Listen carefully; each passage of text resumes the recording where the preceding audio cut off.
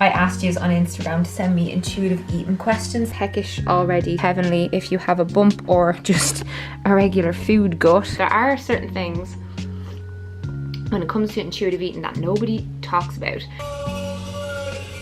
Like today, like you forgot your lunch, do you know what I mean? Like it's just stuff like that happens. How are you? So Thomas has just gone to work and I am starting the day with a cup of red raspberry leaf tea. Not just because it's really nice, but it's meant to be like a uterine tonic that boosts blood flow to your uterus and strengthens your uterus muscles. And I am 35 weeks pregnant now, so I'm basically full term in 2 weeks. Food and lifestyle, I believe, have been really important in me experiencing a very textbook pregnancy. You know, I have had a lot of the symptoms and stuff like that, but it has been relatively smooth sailing and I'm delighted. And I was a bit nervous about my intuitive eating and how that would go with pregnancy. I didn't know what my body was gonna do or what it was gonna be telling me to eat or to not eat. And so in this video I'm gonna be talking a lot about intuitive eating, and I'll show you how my diet is looking now. If somehow you've not heard me or specialists or dietitians before talking about intuitive eating, I really wanted to learn how to eat intuitively, right? And it can take a long time if you're coming from a background of diets or a background of eating problems. It's definitely a hard thing, but it's worth sticking out and learning. I gave up on diets, all of them. Black and white thinking. My best food habit that was born of giving up on diets, it was intuitive eating. It's a mind, body, evidence-based approach. There's literally like so many studies been done on this, and this is what my eating disorder therapist spoke to me about years ago. That's me eating to the point of complete satisfaction, not being stuffed and overfull, but not having a rumbling stomach going to bed either. My weight did like slowly come down because I started exercising and going to the gym. I've been eating the same amount-ish every day since we got together, but my body has completely changed. So like that, but that's like a side effect of having a healthy lifestyle and actually just like feeding myself properly. So it's basically the ultimate goal of eating disorder recovery at the end of the road, right? So as children, we eat intuitively. We just eat when we're hungry, we stop when we're full. And intuitive eating at the end of the day is the only alternative to strict diets with rigid rules, which work really well for some people, but for others, they trigger disordered eating behaviors. And number 2, eating disorders. So that includes binge eating and under eating on purpose and purging and all that kind of stuff. Like the goal is to get to a place where your body asks for what it needs and you honor your natural hunger and fullness cues. Big disclaimer though, this approach to food isn't advised in a couple of instances. So if you're still in the middle of an eating disorder, it's obviously very unlikely that your body is going to tell you what it does and doesn't want and need, because you're in the throes of that still. So this is kind of like a long-term goal, and it was a big transition for me over a few years. And also, if you're losing or gaining weight for health reasons, along with like your doctor or your dietitian, wait for a go ahead from them. It's good to have structure for a while and to really understand food, to understand, you know, just to know how to cook and to learn about the whole variety of foods out there, and to try all sorts of foods and find what you like and find what you don't like. One of you guys explained it to me like this. You said that I intuitively want to eat 10 donuts right now, but I'm trying to manage my type 2 diabetes, so my body obviously doesn't know yet what I need. And that's why I would say to exercise caution if you're in those categories, but it's still really valuable to watch videos like this and to learn about intuitive eating and to see people intuitive eating, because then it's easier for you to visualize that as your end goal. I am massive on visualization. It has changed my life in all kinds of ways, but there are certain things when it comes to intuitive eating that nobody talks about. And for example, when I'm hungry and I want to go and eat something, if I don't have nutritious food downstairs and I've only bought, say, 10 tubes of Pringles and 5 pizzas for the next few days, obviously that's the only food I'm going to eat. And yeah, sure, I might eat and stop when I'm full. Though with that kind of food, it's definitely harder if you're not mixing it up with nutritious things to begin with, so that your body is getting what it needs as well.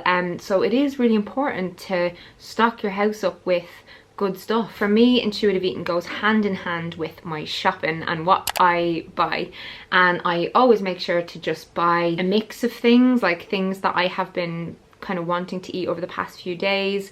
Obviously we don't all have the luxury of just constantly popping out and buying exactly what is in our mind at that particular moment, but usually my body is telling me it wants carbs or fats or proteins or a combination of those, so the food doesn't necessarily matter too much. But in pregnancy I completely went off meat and fish, and I am trying to eat a little bit more fish now. How intuitive eating impacted my pregnancy was that I ate basically vegetarian, and through the different trimesters I had like different kind of cravings. You'll have seen that if you've watched a lot of my recent vlogs over the past few months. I think this trimester I've been definitely craving the most nutritious or healthy foods out of the whole pregnancy, and I think part of that is because, well, there's no space left, is there? You know, imagine trying to get a ton of stodgy food into that gut. It's not easy. I have tried it, you know, if I've gone out to restaurants and stuff, I always order what I'm really craving off of the menu and all that kind of stuff.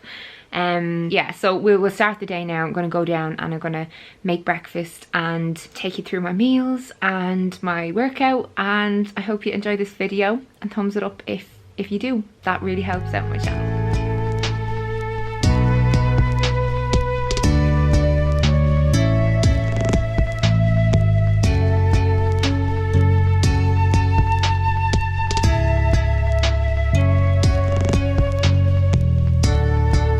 Peckish already, so I'm about to have a mid-morning snack. I've just spent a while planning out my video all about self-care, and this is very fitting actually. But I'm having pink lady apples with cinnamon sprinkled on the top, and this is just divine if you've never tried it. It's so simple, and if you heat it up it's like having apple pie, you know. And then I have some organic Greek yogurt here. The brand is Glenisk, that's my favourite one. It's not as high in protein as some other brands, but it's real fatty and I just really like it. And I've been dying to read this because it's a really similar concept to my first novel, If Only. It's about parallel lives and stuff. I follow Matt's social medias, he's brilliant, and he has some other amazing books, but it's about a library between life and death, and all of the books represent different lives that the woman could have lived. So yeah, if you liked If Only, maybe read this along with me. Yeah, I can't wait. I love getting stuck into a new book, and nice snackage is always welcome. I'm taking a break from editing a YouTube video to have some lunch, and this is a really weird lunch, but I have basically vegetable soup here. It's a really thick and creamy one. It's just a pre-bought soup, like I didn't make a homemade or anything like that, but it's just what I'm craving. And I'm all out of my gluten-free bread, so I'm gonna have it with some of these hummus chips. They're like crisps basically. I know it's kind of gross, but I like to dip these into my soup.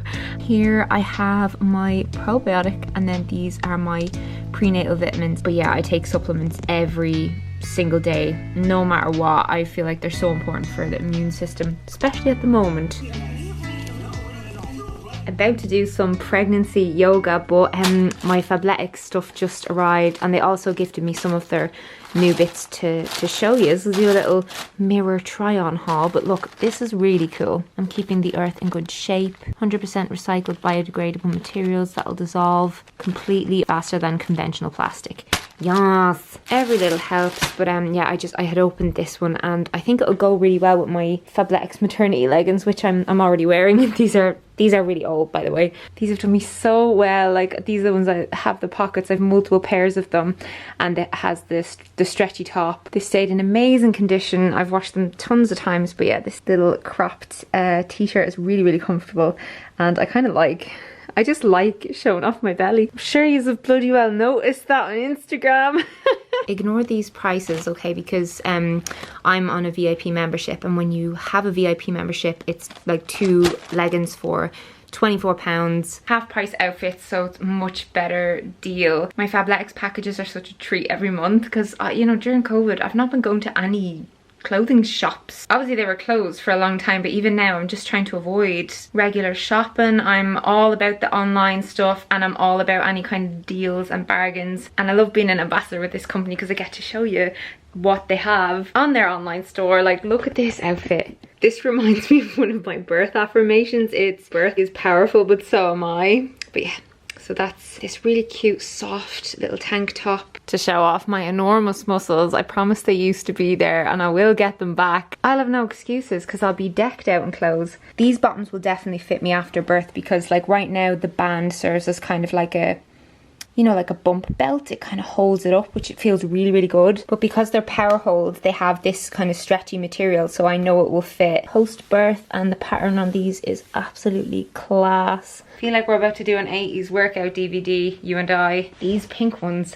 are gonna make me feel like the pink Power Ranger. They are so cool. What's that? Yes, I am in fact a very trendy pregnant woman slash mother when I'm wearing these when I'm not pregnant. And yes, this is a extremely soft cropped tank top. Why, thank you for noticing. Come again, you're a fan of the structure of my incredible pink leggings and you like these super deep pockets that are very functional and handy.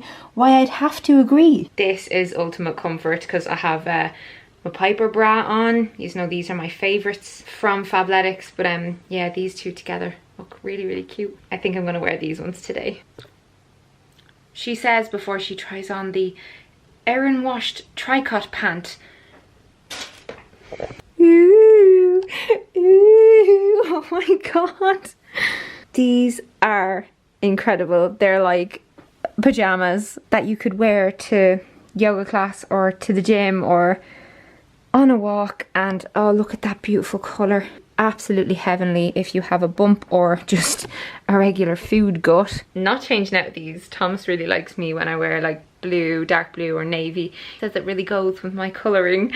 But yeah, if you are going through a journey to intuitive eating, you will know by now, I don't have to tell you, that there are weight fluctuations involved, and that's why I love companies like Fabletics, because you can access monthly deals for as long or as short amount of time as you want. They have a very diverse size range. So if you're one of those people who struggles to find sizes and your size is not represented by a lot of the other athletic wear companies out there, know that Fabletics has your back. They have amazing stuff. I am chuffed with myself. Where we will take the right hand to the belly. And again, rather than cranking towards the left, just consider drawing a line with your nose past the left shoulder. Widen the knees a little bit wider. And right, we're nurturing, creating space. And using the breath to connect to the body, connect to baby.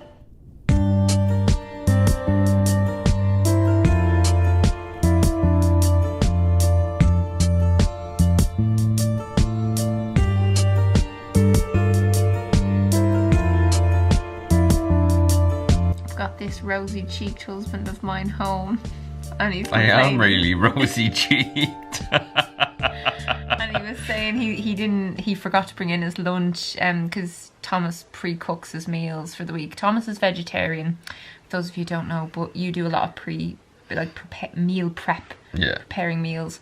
But Ollie, what did you have? A smoothie and rice cakes today? Yeah. That's so shit. Yeah, that's not. Usually I make my own vegetarian chili with broccoli and rice or sweet potato fries or something like that. I wish I had the patience to do that. Every week he does it. He just fills up all these lunch boxes and freezes them. And I'm always just gobsmacked. He grows wheatgrass as well, and like you water them all the time and you take the shots of wheatgrass. That's why you're so rosy cheeked. You've got my pregnancy glow. Give it to me. I shine like a diamond. Gonna go make dinner now. I'm going to have a vegetarian spesh. So it's falafels and quinoa mixed with the best pesto in the world, which is by the Happy Pear. It's the red, you know, the red one, the sun-dried tomato one. And purple broccoli, which I discovered recently, and oh my god, with a little bit of butter on it.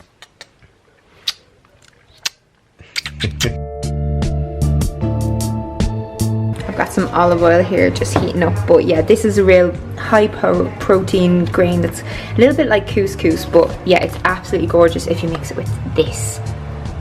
This is the special ingredient of the whole dinner. It's absolutely delicious. Purple broccolis, and we've got tomatoes and then some leaves for a little salad on the side, and I'm going to have half of this packet of Vega or Vegafit falafels.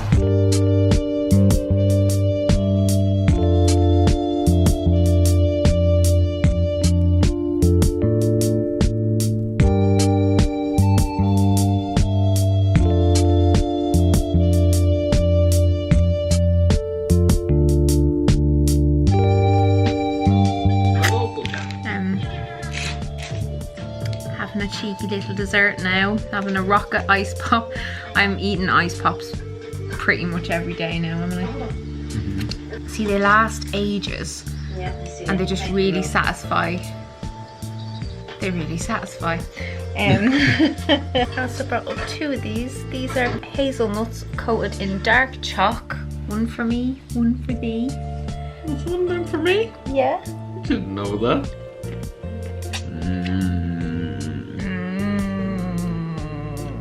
Is that just hazelnut and chocolate? Mm-hmm. No.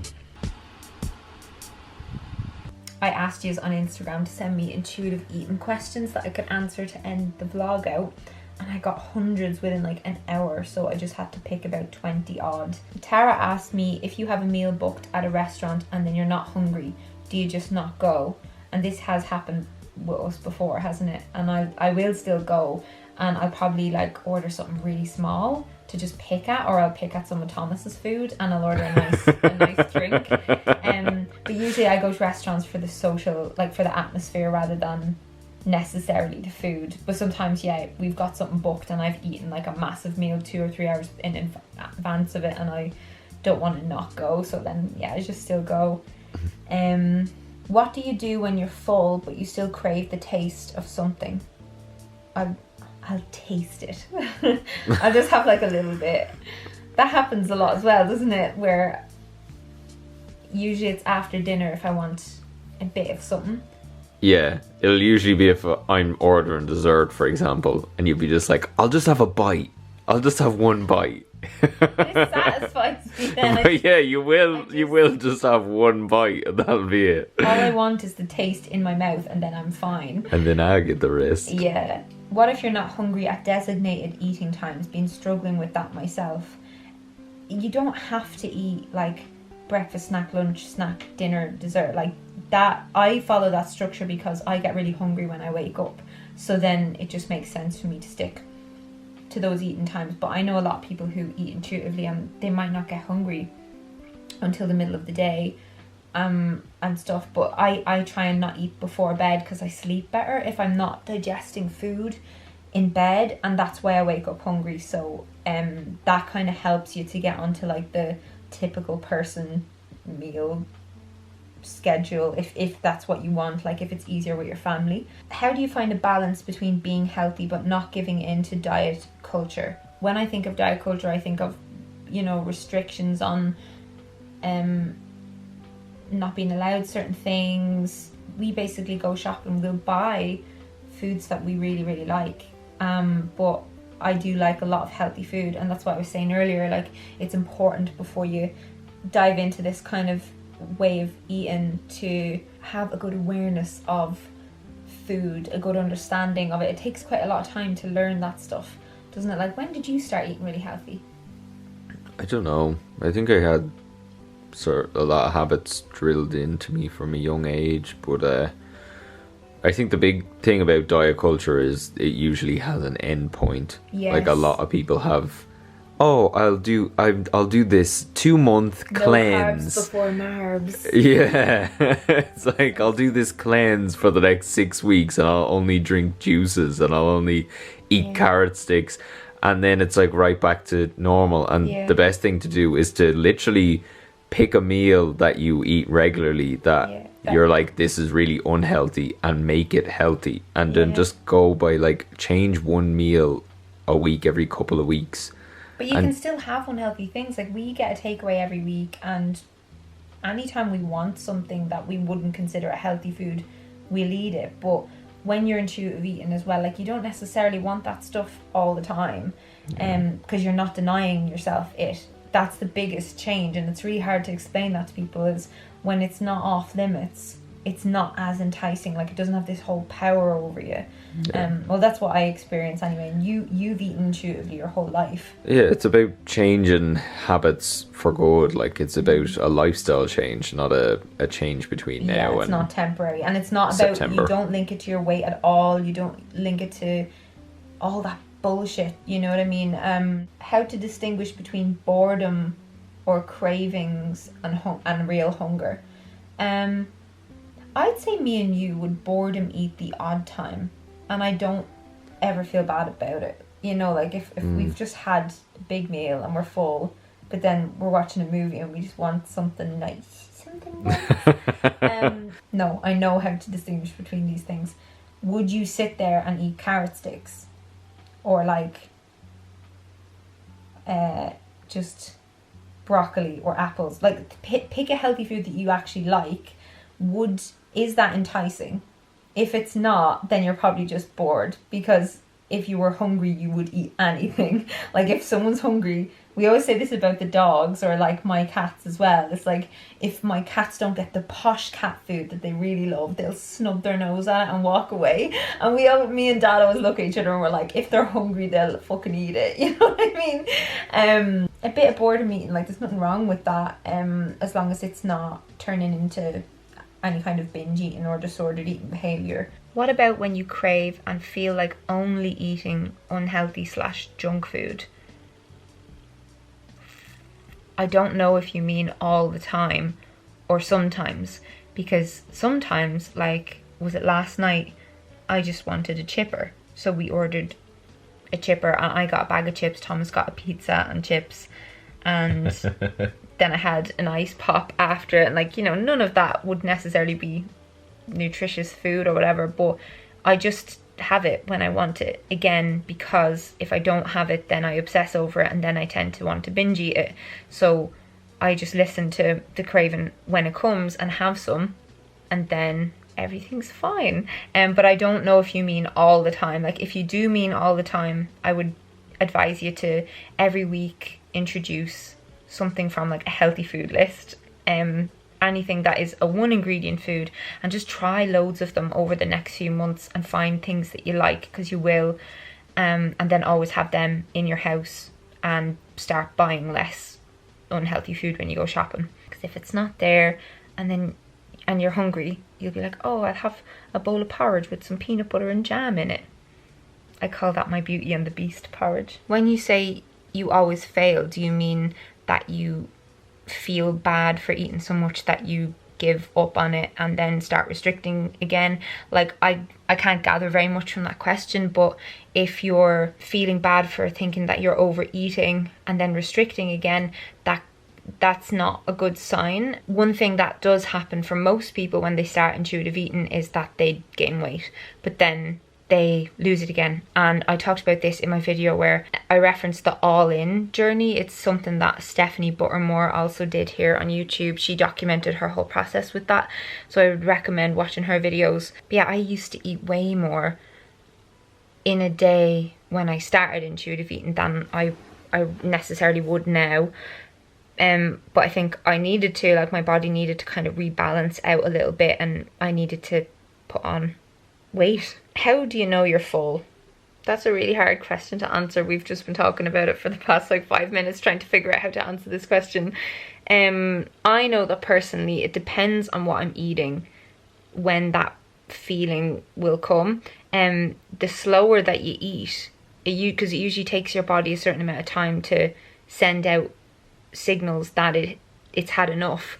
And I think that's why if we eat really fast, and even certain foods actually like they stop your body from sending out that signal.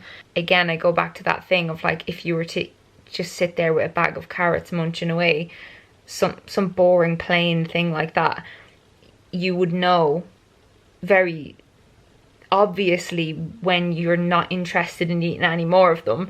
And I guess when you do start introducing more like nutritious meals like that, you kind of get an idea of what fullness is like. Yeah, I don't know, with certain unhealthy things, like I wouldn't even get full. I would feel not sick, but just my body kind of saying like, oh, come on now. It's about portions as well. Like if you put a portion of food in front of yourself and you're like, yeah, this is enough to satiate me, and then you finish it and you're like, yeah, I feel good now. Like that's the proper response. But for example, if you were hungry and you decide to open a box of Pringles, like the box of Pringles is pretty much never ending.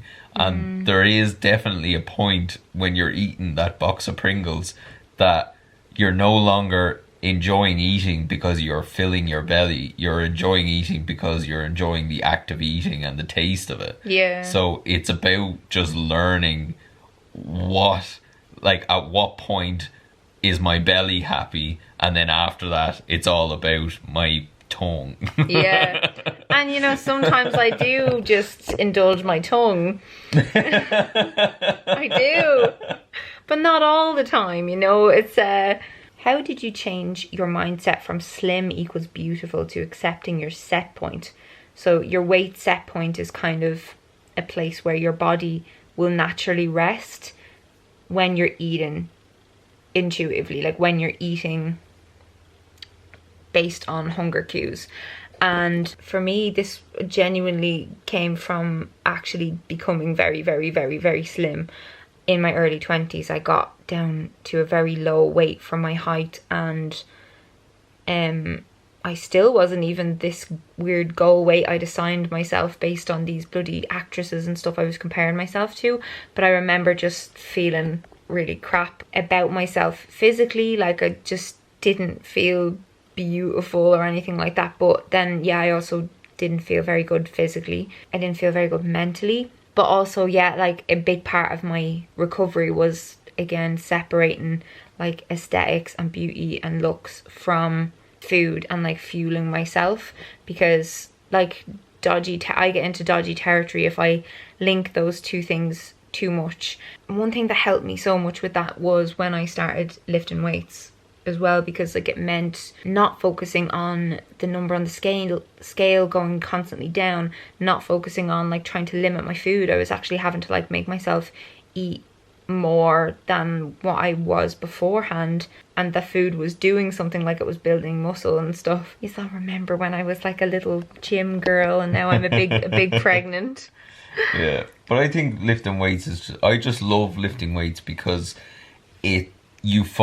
I find the best way to think about it when you're lifting weights is don't focus on the number on the scale, focus on the number on the weight.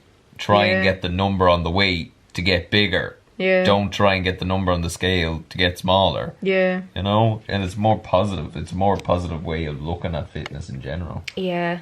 That whole skinny is beautiful thing was drilled into us so when we were younger, because like remember me and you were watching like old music videos a while back from when I was growing up, and they were all so thin, like they looked like they'd snap if a wind got at them, you know, like. And even the ones who we would call curvy back in the day, they were so skinny. And even if you look at the women in Friends, like now if I look at them, I think one of them came out, it might have been Lisa Kudrow, came out talking about the pressure she had around her weight and food and feeling like the big one and stuff. And I look at her and she was like tiny. So I know that's very different nowadays, so it's probably like it might be older people who feel that. I know that a lot of younger people, like younger teenagers, have this pressure to be curvy in all the right places, and that's not a very common body type, like being completely hourglass and stuff. So the societal pressures change all the time, and you just have to know that they're all bullshit, because everyone's healthy looks very different on them. Is it okay to feel hunger? I never know if I eat when I'm hungry or if it's okay to let my tummy rumble. I don't think there's anything wrong with hunger. I think people get very, very frightened of it, but then you just eat a bit of a bigger meal. You know what I mean? Like I don't like letting myself get hungry, because I don't know, I tend to then want certain things that I wouldn't want if I didn't let myself get hungry. But, you know, you were saying, like, today, like, you forgot your lunch. Do you know what I mean? Like, it's just stuff like that happens. If you get hungry, do you just eat more later in the day? No, it's just, like, it kind of depends. It kind of depends what I've done that day as well, you know? Exercise-wise, yeah. Yeah, exactly. As long as you're not making yourself hungry so you can be like, oh, yeah, I'm cutting calories. Someone asked about feeling guilty after listening to your body. And it's not normal, or it's not a good thing to feel any kind of guilt after eating a meal, and that's usually a sign that you have some kind of disordered eating. It doesn't mean you have an eating disorder. A lot of people just don't eat in any kind of a natural way, and they have all of these kind of guilt and weird feelings associated with eating. So in that situation, like, I would encourage you to talk to a dietitian or some kind of like therapist in and around food. That was the strongest thing I used to feel when I had binge eating disorder. Like, I'd have a binge and then I'd just feel so guilty and I'd beat myself up about it, and then I would restrict.